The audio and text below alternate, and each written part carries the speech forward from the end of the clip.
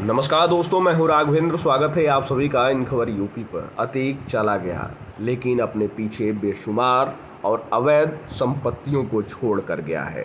दरअसल अतीक अहमद की दो बेनामी संपत्तियों को कुर्क करने की कार्रवाई शुरू कर दी गई है।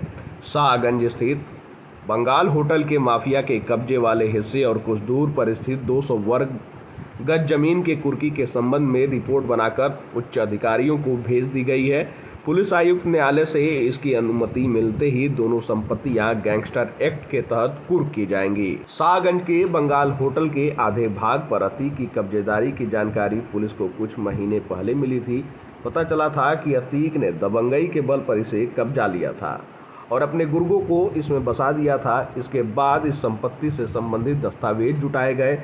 उधर मिर्जापुर में ही अतीक के कब्जे वाली 200 वर्ग गज जमीन का पता चला। दस्तावेजों की पड़ताल में पता चला कि यह जमीन अतीक ने अपनी पत्नी शाइस्ता परवीन के नाम पर खरीदी थी।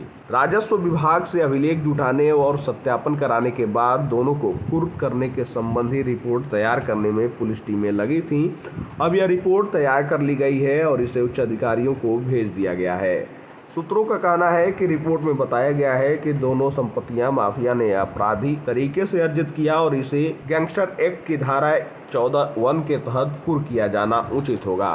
अब इस रिपोर्ट के आधार पर पुलिस आयुक्त न्यायालय दस्तावेजों के अवलोकन आदि के बाद निर्णय लेंगे। माफिया की बेनामी संपत्ति का पता लगाने में जुटी पुलिस टीम ने उसके दिल्ली स्थित एक मकान की भी जानकारी जुटाई है।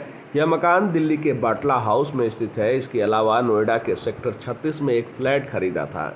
इसकी कीमत करोड़ों में है। उधर लखनऊ के महानगर कॉलोनी स्थित उस फ्लैट को चिन्हित भी किया गया है जिसमें अतीक का बेटा असद अपने साथियों संग रहता था। पुलिस सूत्रों का कहना है कि इन तीनों ही संपत्तियों को भी गैंगस्टर एक्ट में कुर्क किए जाने की योजना है, जिसके लिए पुलिस रिपोर्ट तैयार कर रही है।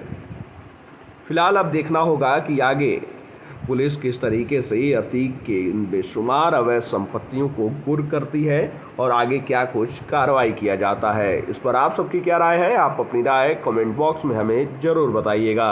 धन्यवाद।